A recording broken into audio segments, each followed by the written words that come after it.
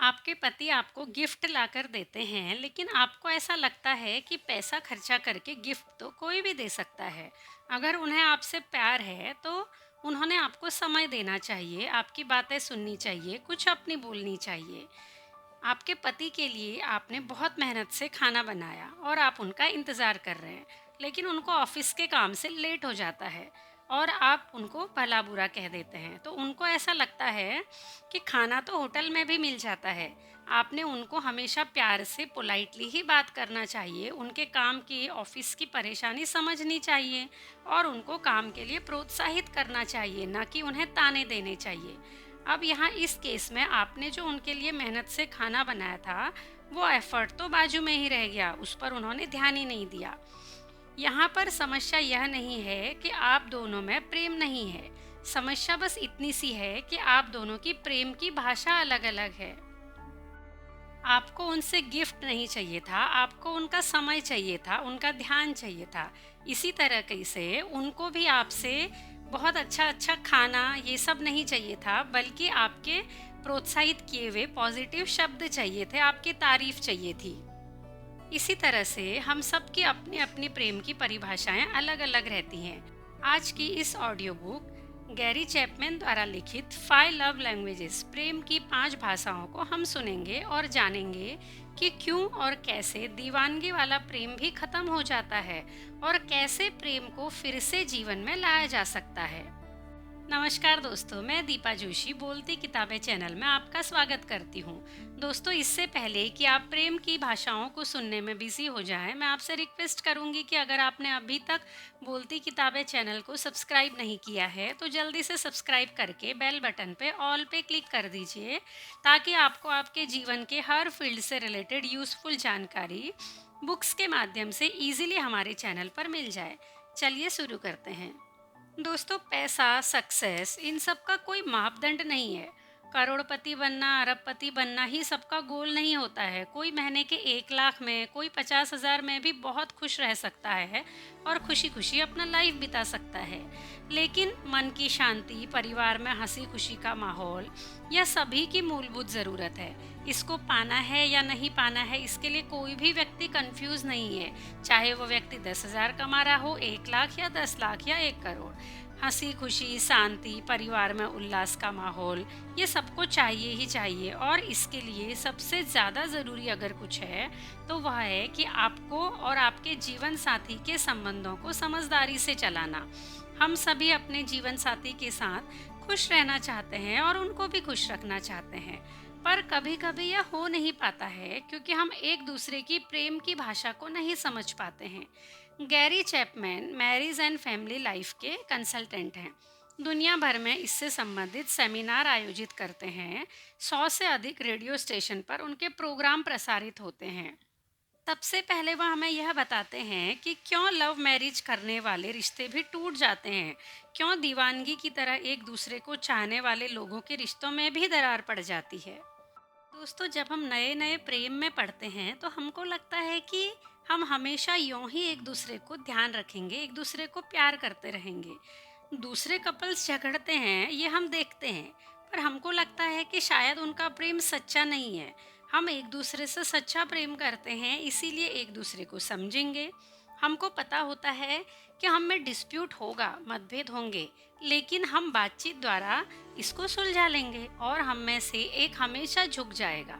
जब आप प्यार की दीवानगी में होते हैं, तब हमको ऐसा लगता है कि हमारे लिए तो एक दूसरे के प्यार से बढ़कर कुछ है ही नहीं। बट दोस्तों, इसका सबसे बड़ा सच यह है कि यह दीवानगी को हमेशा बनाए रखना सिर्फ एक कल्पना है। यह हमेशा रहने वाली चीज नहीं है। मनोवैज्ञानिकों के अनुसार एक सर्वे के दौरान पाया गया कि यह दीवानगी का दौर एवरेज 2 साल के आसपास चलता है। उसके बाद बादलों से उतरकर हम जमीन पर आ जाते हैं और हमें जल्दी ही पता चल जाता है कि उनकी कई आदतों से हमें चिढ़ होती है। हम यह भी जान जाते हैं कि सामने वाला हमारे दिल को ठेस पहुंचा सकता है, गुस्सा दिला सकता है, हमारी बुराई कर सकता है। अब यहाँ क्वेश्चन ये उठता है कि क्या हमारे बीच अब प्रेम नहीं रह गया है? नहीं दोस्तों, यह सच नहीं है। प्रेम अब भी है। सच यह है कि आप एक गलत फहमी में जी रहे थे कि प्रेम की दीवानगी हमेशा चलती रहेगी और सामने वाला हमेशा आपको खुद से ज़्यादा प्रायोरिटी देगा। बट आपको ये जानकर बहुत खुशी होगी कि असली प्रेम इस दीवानगी के दौर के ख़त्म होने के बाद ही शुरू होता है, क्योंकि तब आप अपने लाइफ पार्टनर में कमी देखने के बावजूद उनको कमी के साथ अपनाने का खुद एक डिसीजन लेते हैं। और इसके चांसेस कई गुना ज़्यादा बढ़ जाते हैं कि यह प्रेम लंबे समय तक शायद हमेशा ही बना रहेगा, क्योंकि ये किसी के दीवानगी या जुनून में लिया गया निर्णय नहीं है। ये उस जुनून के ख़त्म होने के बाद समझदारी से प्रेम बनाए रखने के लिए, शांति व खुशहाली बनाए रखने के लिए जानबूझकर समझदारी से लिया हुआ निर्णय है। बस हमको यहाँ पर यह ध्यान रखना है कि इस तरीके के प्रेम में प्रयास, धैर्य और अनुशासन की ज़रूरत होती है। धैर्य अनुशासन इसीलिए कहा मैंने यहाँ पर, क्योंकि अगर आपको एक बार पता चल जाता है कि आपके लाइफ पार्टनर की क्या लव लैंग्वेज है, वो आपसे क्या चाहता है, तो आपको हमेशा उसकी वह ज़रूरत पूरी करती रहनी पड़ेगी। हाँ दोस्तों, हमेशा, क्योंकि साथ भी तो हमेशा रहना है। अगर हम खुद को हेल्दी रखने के लिए रोज खाना खाते हैं, रोज एक्सरसाइज करते हैं, तो खुद को प्रेम से भरा रखने के लिए, इमोशनली हेल्दी रहने के लिए आपको अपने लाइफ पार्टनर की प्रेम की ज़रूरतें रोज पूरी करनी पड़ेंगी, रोज उनके लिए एफर्ट्स लेने पड़ेंगे। हम सब एफर्ट्स लेते भी हैं, प्रेम करते भी हैं, परंतु इसके बावजूद भी हमारा जीवन साथी हमसे खुश नहीं रहता है। अक्सर हम कंफ्यूज भी रहते हैं और खुद को ये पूछते भी हैं कि हम कहाँ कमी कर रहे हैं, कहाँ कम पड़ रहे हैं, सब कुछ तो कर रहे हैं सामने वाले के लिए, फिर क्यों मेरा लाइफ पार्टनर खुश नहीं रहता है। दोस्तों, आप उस भाषा में उनसे प्रेम कर रहे हैं जो आपको लगता है कि एक प्रेमी ने, एक जीवन साथी ने करना चाहिए। हो सकता है कि आपके पार्टनर के लिए प्रेम की भाषा उससे बिल्कुल अलग हो। इसीलिए सबसे पहले हमको खुद की और अपने जीवन साथी की प्रेम की प्राथमिक परिभाषा जाननी होगी, ताकि हम उसी भाषा में उनके साथ बात कर सकें और व्यवहार कर सकें। प्रेम की सबसे पहली भाषा जो लेखक ने बताई है वह है अफर्मेटिव वर्ड्स, सकारात्मक शब्द।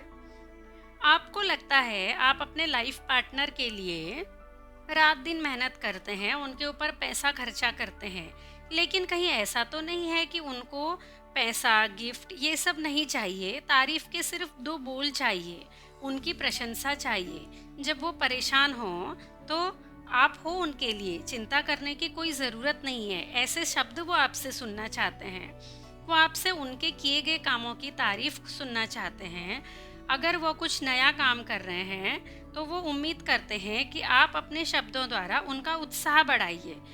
अगर आपके लाइफ पार्टनर आपसे ये सब चाहते हैं, इसका मतलब है कि आपके लाइफ पार्टनर की प्राइमरी लव लैंग्वेज सकारात्मक शब्द हैं, अफर्मेटिव वर्ड्स हैं। लेकिन अगर आपका पार्टनर आपसे टाइम चाहता है, उसको लगता है कि आप बाहर के कामों में और अपने शौक पूरा करने में ही व्यस्त रहते हो, उनसे प्यार नहीं करते हो, उनको समय नहीं देते हो, इसका अर्थ है कि आपके पार्टनर की प्रेम की भाषा है प्रतिबद्ध समय, अनडिवाइडेड टाइम। अगर ऐसा है तो आपको उनके साथ में टाइम स्पेंड करना चाहिए, ऐसा टाइम जो सिर्फ उनका और आपका हो। यह नहीं कि साथ बैठकर कोई टीवी सीरियल देख रहे हैं। आप दोनों लॉन्ग ड्राइव पर जा सकते हैं, आप उनका मनपसंद काम उनके साथ बैठकर कर सकते हैं, बाहर डिनर पर जा सकते हैं, लेकिन बस आपको पता होना चाहिए कि डिनर पर जाने का पर्पस सिर्फ खाना खाना नहीं है, उनके साथ क्वालिटी टाइम बिताना है। प्रेम की इस भाषा का एक और फायदा यह है कि यह आपकी स्वीट मेमोरीज की और यादों के बैंक को बहुत मजबूत बनाती है। इसके अलावा कुछ लोग ऐसे भी हैं जो गिफ्ट, सरप्राइजेस जब तक उनको न दो, तब तक उनको लगता ही नहीं है कि आप उनसे प्रेम करते हो। क्या आपके लाइफ पार्टनर भी इसी कैटेगरी के हैं?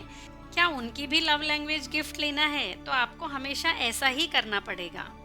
दोस्तों, यहाँ पे गिफ्ट देने का मतलब महंगे गिफ्ट खरीद कर देना ही नहीं है। आप अक्सर उनके लिए फूल, चॉकलेट, गजरा ये सब भी लेकर जा सकते हैं। हाथ से बनाया हुआ ग्रीटिंग भी दे सकते हैं। इससे पता चलता है कि आपने उनके बारे में सोचा, गिफ्ट खरीदते वक्त आपके दिल में वो थे, आपने उनके लिए एफर्ट्स लिया। अगर आपका जीवन साथी आपके गिफ्ट के लिए नाराज नहीं होता लेकिन चाहता है कि आप उनको समझें, वो कितने बिजी हैं, यह देखें और महसूस करें, कभी कभी काम करने में उनका हाथ बटाएं और आपसे उम्मीद की जाती है कि थोड़ा बहुत आप उनकी मदद करें। इसका अर्थ यह है कि आपके जीवन साथी की लव लैंग्वेज सेवा के कार्य, एक्शन ऑफ सर्विसेज हैं। आपको अपने जीवन साथी के कार्यों में उनकी मदद करनी चाहिए, अगर आप उनकी यह प्रेम की भाषा को जान जाते हैं तो। इसके बाद पांचवी लव लैंग्वेज है, वो है शारीरिक स्पर्श, फिजिकल टच। फिजिकल टच का अर्थ यहाँ सिर्फ सेक्स से नहीं है। फिजिकली टच का अर्थ है आप अपने दोस्तों से मिलते हैं, उन्हें उल्लास के साथ गले लगाते हैं, आप अपने बच्चों को गले लगाकर प्यार करते हैं। हो सकता है इसी तरह आपका जीवन साथी भी प्रेम की भाषा सेक्स व शारीरिक स्पर्श से समझता हो सकता है आपका लाइफ पार्टनर उदासी के समय आपसे हक करने की उम्मीद कर रहा है, गले लगने की उम्मीद कर रहा है। अगर ऐसा है तो आपको अक्सर प्रेम स्पर्श से उनको अपना प्रेम जाहिर करना चाहिए। अब इन प्रेम की 5 भाषाओं को समझने के बाद सवाल यह उठता है कि हम अपने जीवन साथी की प्रेम की भाषा को कैसे पहचानें।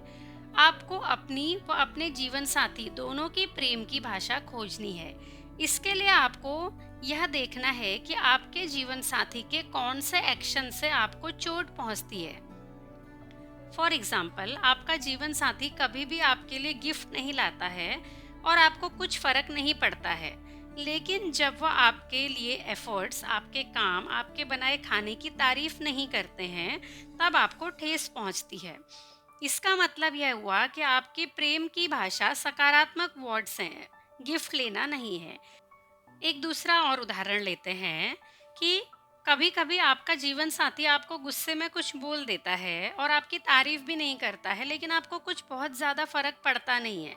लेकिन जब कभी आप कुछ काम कर रहे हैं घर के, आपके ऊपर काम का बोझ ज़्यादा है और वह आराम से सोफे में बैठकर टीवी देख रहे हैं, तो आपको यह देखकर बड़ी चिढ़ होती है और आपको लगता है कि वह आपकी तारीफ करें ना करें, लेकिन घर के कामों में उन्होंने आपकी मदद करनी चाहिए। इसका मतलब है कि आपकी प्रेम भाषा एक्शन ऑफ सर्विसेज है, सकारात्मक वर्ड नहीं। आपकी प्रेम भाषा जानने का एक और दूसरा तरीका यह है कि आप यह गौर करो कि आप अपने जीवन साथी से सबसे ज्यादा आग्रह किस बात के लिए करते हैं। जिस बात के लिए आप सबसे ज्यादा आग्रह करते हो, सबसे ज्यादा रिक्वेस्ट करते हो, वही आपकी लव लैंग्वेजेस है। और तीसरा तरीका यह है कि आप अपना प्यार किस तरह जताते हो। प्यार करने का, प्यार जताने का यह तरीका ही आपकी लव लैंग्वेजेस है, क्योंकि आप जैसे प्यार जताते हो, आप वैसे ही भाषा में प्यार पाना भी चाहते हो, उसी तरीके से प्यार चाहते भी हो। क्या प्रेम की ये सारी अवधारणाएं बच्चों पर भी लागू होती हैं? इसका आंसर है यस। जब बच्चे छोटे होते हैं तो आप उनकी प्राथमिक प्रेम की भाषा पता नहीं होती है, तो आप उनके साथ पांचों प्रेम की भाषाओं का प्रयोग करें। धीरे धीरे बड़े होते होते आपको उनकी मेन लव लैंग्वेज क्या है, प्राथमिक प्रेम भाषा क्या है, यह समझ में आने लगेगी और आप उसी हिसाब से उनके साथ बिहेव कर सकते हैं। गैरी के कुछ क्लाइंट गैरी से क्वेश्चन करते हैं कि कभी कभी ऐसे जीवन साथी से प्रेम करना बड़ा मुश्किल हो जाता है जिसकी ओर से हमेशा ही दुर्व्यवहार मिला हो, जो आपसे या आप उनसे प्रेम ही नहीं कर पाते हैं, तो ऐसे में क्या किया जाए। गैरी जवाब देते हैं कि मैं मानता हूँ यह बहुत मुश्किल काम है, क्योंकि आपके अंदर कोई सकारात्मक भावनाएं बची ही नहीं है, सिर्फ दर्द बचा है। ऐसे में दोनों में से जो ज़्यादा इच्छुक है अपनी शादी बचाने के लिए, उसको एफर्ट्स लेना पड़ेगा। आपको कुछ टाइम पीरियड अपने लिए डिसाइड करना पड़ेगा, जैसे कि 6 महीने। 6 महीने तक मैं वो हर काम करूँगा या करूँगी जो मेरे लाइफ पार्टनर की प्राथमिक प्रेम भाषा है, जो उनको पसंद है। अगर आपको आपके लिए गए एफर्ट्स के लिए आपके पार्टनर से पॉजिटिव रिस्पॉन्ड मिलना शुरू हो गया है, तो समझ लीजिए कि आप सही राह पर हैं। और फिर धीरे धीरे आप भी उनसे कुछ करने के लिए आग्रह कीजिए, रिक्वेस्ट कीजिए। बस इतना ध्यान रखिए कि यह आग्रह, ये रिक्वेस्ट ऐसे होने चाहिए जो वो आसानी से पूरा कर पाएं, और आप उनसे पूछते भी जाएं कि आपके व्यवहार में उनको और क्या क्या बदलाव चाहिए।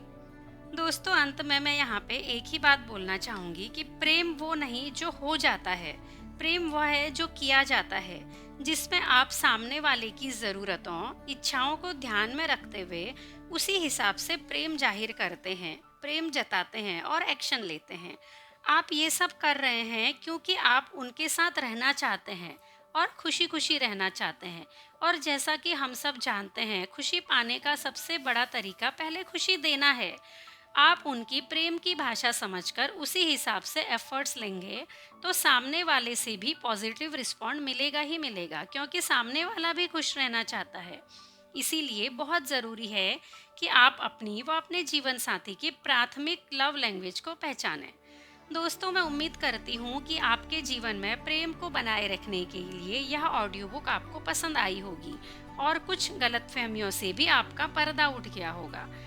हमारे चैनल बोलती किताबों में इसकी एक शॉर्ट समरी भी है। जैसा कि आप जानते हैं, बोलती किताबें आपके लिए आपकी लाइफ से रिलेटेड इस तरीके की बुक की समरी इजी लैंग्वेज में आपके सामने रखता है और आपके टाइमिंग को भी ध्यान में रखते हुए हर बुक की हम दो समरी बनाते हैं, एक 5-7 मिनट की और एक थोड़ी लॉन्ग। अगर आपको हमारा ये प्रयास पसंद आया, तो वीडियो को शेयर करके प्लीज़ चैनल को सब्सक्राइब ज़रूर कीजिए।